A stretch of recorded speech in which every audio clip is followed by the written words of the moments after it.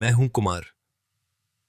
ये बात तब की है जब मैं 11 साल का था और दादाजी की बरसी पर उनके गांव गया था। वहां पहुंचते ही मम्मी और नानी आपस में बातें करने लगी और मैं मौका देखकर घर से बाहर चला गया। उस गांव के बारे में मैंने अपनी अम्मी से बहुत सारी बातें सुनी थी, इसलिए मेरा मन उसे देखने का बहुत था। लेकिन सब कुछ बहुत अजीब सा लग रहा था। दूर दूर तक एक आदमी दिखाई नहीं दे रहा था। ऐसा लग रहा था जैसे गांव में सिर्फ हमारा ही परिवार हो। कुमार बेटा, हाय।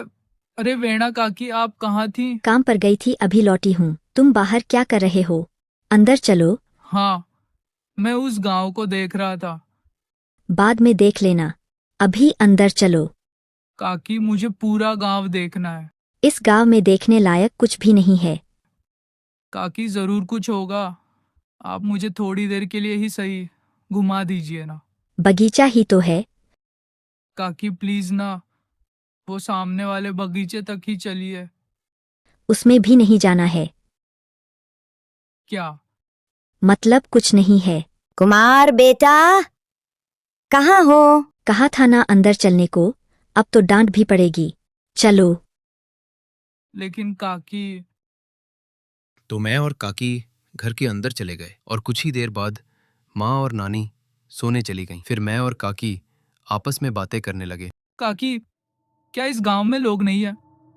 क्योंकि शाम को जब मैं बाहर था तो मुझे कोई भी दिखाई नहीं दिया। ऐसा क्यों है काकी? क्यों? क्या? इस गांव में शाम के बाद लोग अपने घरों से बाहर नहीं निकलते। क्यों? कोई वजह है? कृपया काकी मुझे बताइए ना, मैं किसी को नहीं बताऊंगा। कोई वजह है। तुम जानकर क्या करोगे? काकी बताइए ना, क्या वजह है? असल वजह वो बगीचा है। वो बगीचा? हाँ, हमारे घर के पास वाला। हाँ, वो बगीचा अच्छा नहीं है। मतलब उस बगीचे में कुछ है। क्या है वहाँ? कुछ अजीब, कोई ऐसी ताकत जो बहुत बुरी है। क्यों? वो बुरा क्यों है? क्योंकि आज तक जो भी उस बगीचे में गया वो कभी लौटकर वापस नहीं आया। वो लोग कहाँ गए? कोई नहीं जानता कि वहाँ क्या है, इसीलिए उस बगीचे में जाना मना है।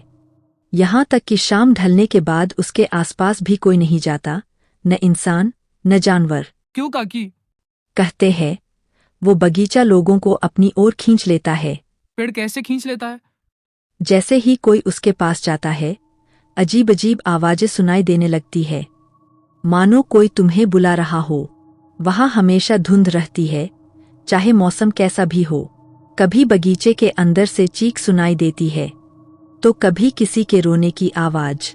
ये तो बहुत डरावना है काकी। सबसे अजीब बात यह है कि इतनी आवाजें सुनने के बावजूद इंसान वहाँ खिंचता चला जाता है, और अगर किसी ने उस बगीचे में एक बार कदम रख दिया तो वापस आना नामुमकिन है।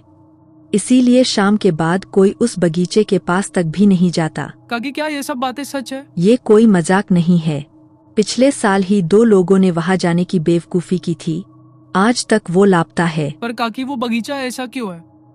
मुझे तो नहीं पता, पर बड़े बुजुर्ग कहते हैं कि गांव के बहुत से लोगों ने एक साथ उस बगीचे में आत्महत्या कर ली थी।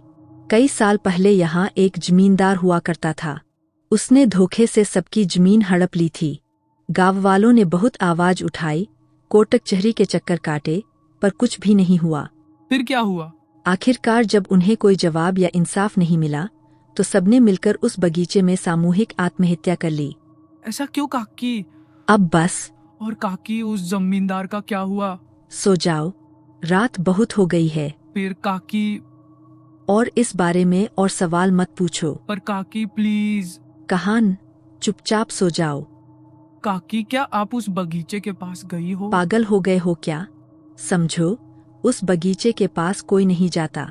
दिमाग पर जोर मत डालो और जाकर सो जाओ, रात बहुत हो चुकी है। काकी से बात करने के बाद मेरे दिमाग में उस बगीचे को लेकर और भी ख्याल आने लगे थे। जब सब सो गए तो मैं उस बगीचे के पास गया।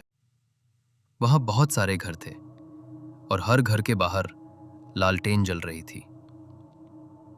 धुंधली रोशनी फैल रही थी, ये देखकर मुझे अजीब लगा, भला यहाँ कोई रहता नहीं तो लालटेन किसने जलाई हो? मैं उन घरों को देख ही रहा था कि तभी मुझे एक आवाज सुनाई दी और मेरा ध्यान बगीचे की ओर गया। उसका दरवाजा बहुत पुराना था, जैसे उस पर जंग लग गया हो। बगीचे के अंदर सिर्फ कोहरा था और सब कुछ धुंधला दिख रहा था, ठीक से कुछ भी दिखाई नहीं दे रहा था। मैं गेट की तरफ देख ही रहा था कि अचानक से गेट टूट गया। उसकी आवाज पूरे गांव में गूंज और उसी वक्त अंदर एक परछाई चली गई। मैं डर गया। मुझे लगा शायद रात के अंधेरे में कोई जानवर गया होगा, लेकिन वो कोहरा मुझे चिंता में डाल रहा था, क्योंकि बाहर तो चांदनी रात थी मगर बगीचे के अंदर पूरा कोहरा छाया हुआ था, जैसे वहां रोशनी पहुंच ही नहीं पा रही। मैंने सोचा कि बगीचे के अंदर जाकर देखता हूं। तभी अचानक किसी ने धीमी आवाज में मेरा नाम पुकारा, कुमार। मैंने सोचा इतनी रात को मुझे कौन पुकार रहा है। पीछे मुड़कर देखा तो वहां कोई नहीं था।